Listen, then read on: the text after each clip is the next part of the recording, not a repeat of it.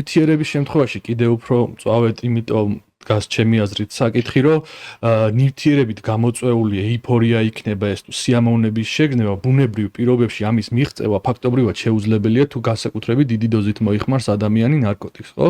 და იმასთან შედარებით, ამ მოხმარებასთან შედარებით, ჩვეულებრივი ნორმალური ცხოვრება გაცილებით უფრო უინტერესო ეჩვენება, ვიდრე იმ მოხმარების პერიოდში ეს რაღაცა ეიფორია. სხვათაშორის ეთნოგრაფების ძალიან ბევრი ისტორიული წყაროს კვლევის შედეგად ესეთი ფაქტია მოცემული ისტორიული, რომ ადამიანის სხვადასხვა ცივილიზაციების არსებობის ისტორიული წყაროების შესწავლით ადამიანის არსებობის განმავლობაში მუდმივად არსებობს ისტორიული ჩანაწერი, რომელიც ამბობს, რომ რაღაცას მოიხმარდა ადამიანი, მცენარეულს, რა თქმა უნდა, მაშინ სად იყო ამდენი ინდუსტრიული ფსიქოაქტიური ნივთიერება, ხო?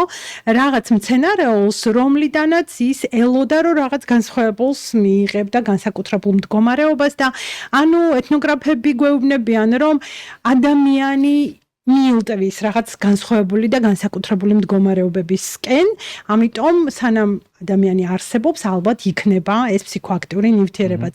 ერთადერთი ცივილიზაცია, რომლის ისტორიულ არცერთ ჩანაწერში არ ფიქსირდება რაიმე ნივთიერების მოხმარება, ეს არიან ესკიმოსები, თუმცა მათ ჰქონდათ ესეთი ღრმა სუნთქვის ბუნებრივი პირობების გამო, მაგრამ ღრმა სუნთქვის ეგრეთ წოდებული ჰოლოტროპული სუნთქვის ტექნიკა, ამით ცდილობდნენ გარკვეული სხვანაირი მდგომარეობის მიღებას. იდეალში ეს სხვანაირი მდგომარეობა ინტოქსიკაცია, ეს ყველაფერი ინტოქსიკანტია, რასაც ადამიანი იღებს, იწვევს თავის ტვინში ზუსტად ინტოქსიკაციას და ამ ინტოქსიკაციის შედეგებია, რასაც ადამიანი აღიქვას და აფასებს, რომ მისთვის სასიამოვნო იყო. ზუსტად ანუ აქაც ესკიმოსებთანაც კი, სადაც ბუნებრივად არ იყო შესაძლებლობა რაღაცა მოეხმარათ, მაინც რაღაცა განსხვავებულის მიღწევისთვის რაღაც სუნთქვითი ტექნიკით ცდილობდნენ მიეღწიათ აი ამ ინტოქსიკაციის მდგომარეობისთვის. თან დღესდღეობით ეს სტიმული იმდენაირია და ისეთი ჭარბი არის, რომ ფაქტობრივად